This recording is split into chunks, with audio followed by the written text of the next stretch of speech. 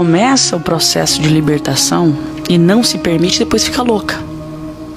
Já vi muitos casos assim, de pessoas que falam, não, eu quero, aí começa a buscar ajuda, só que na verdade acaba não concluindo, né? Lógico que vai ter tudo quanto é tipo de perseguição e tal, mas a pessoa tem que querer. Não, eu quero e eu vou até o final. Sim. Senão aí fica doente, sabe? Fica louco. Você tá entendendo? Eu vou contar uma coisa aqui que eu acabei de lembrar de um cara que ele era de uma religião, e dentro dessa religião ele era um líder, né? E daí ele aceitou a Jesus em uma igreja, se converteu lá, se batizou e tal. Só que nessa religião que ele ia, lá ele recebia as entidades e falava supostamente o futuro das pessoas e tal. Quando ele foi para essa igreja, a igreja levantou como se fosse um troféu, que agora eles tinham um ex não sei o que na igreja dele, aquela coisa toda. E não fez um acompanhamento com esse homem, foi um discipulado bíblico. Entende? Porque a pessoa que está nesse nível de guerra, né? Ela precisa conhecer a Bíblia, porque você conhece a palavra te liberta. É a questão de deixar a casa vazia, que é muito perigoso, né? Ao invés da igreja discipular aquele homem, não levantou um troféu. O que acontece? De repente esse homem vira um profeta dentro dessa igreja, e ele começa a profetizar. E um dia essa pessoa veio conversar comigo, né? E eu achei engraçado que eu não sabia do contexto de história dele, né? Mas quando ele falava comigo, toda vez que ele falava comigo, parecia que ele tinha um pigarro na garganta. Ele fazia assim, sabe? Ele fazia assim.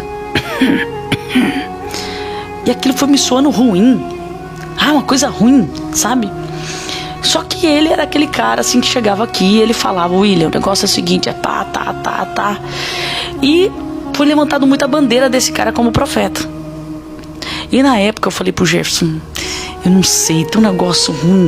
Ele olha assim, esse negócio dele, eu falei assim, não, sabe, um negócio assim que não queria julgar o irmão, mas também ficou aquele ponto de interrogação.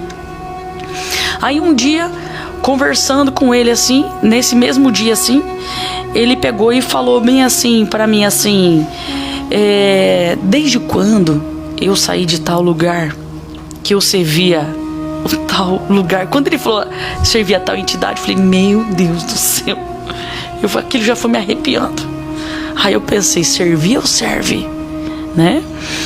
Ele falou assim, depois que eu aceitei a Jesus, eu sempre fico muito doente, eu não consigo sarar.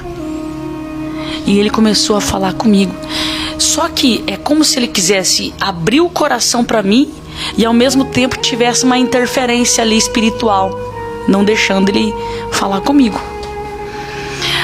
Aí quando ele tava assim, a conversa já tava assim, sabe, como se fosse abrindo o coração, ele parou, ele fez de novo. William, ele fez assim, ele me olhou por baixo. Quando ele me olhou por baixo, eu falei, quem tá aí? E ele ficou olhando assim pra mim. Rapaz, a impressão que eu tinha assim, que o olho dele tava dentro do meu olho, sabe? Onde? Aí eu falei pra ele, quem tá aí? Ele estendeu um sorriso, né? E ele começou a falar. Você sabe que o sotaque muda, né? Quem tiver ligado sabe de que entidade tô falando. Na hora o sotaque mudou e ele falou assim, ele é meu, ele fez um pacto comigo, ele tem uma aliança comigo.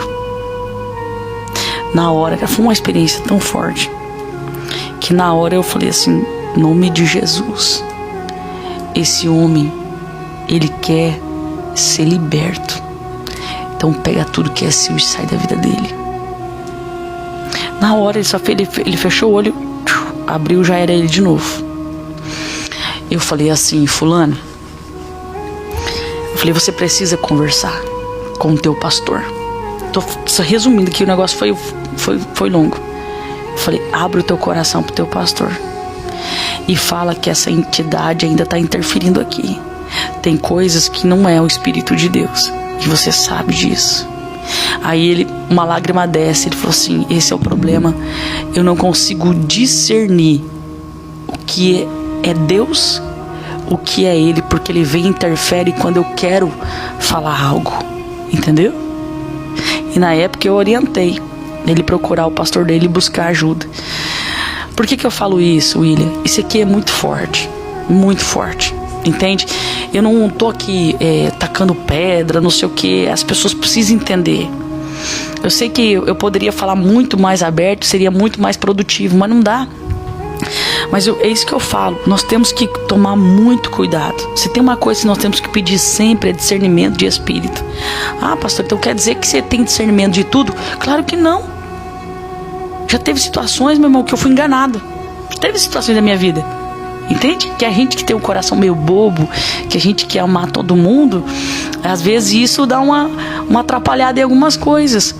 Mas se tem uma coisa que nós temos que ficar ligado, é justamente com essas pessoas, volto a dizer, que é muito movida pelo profético, sabe?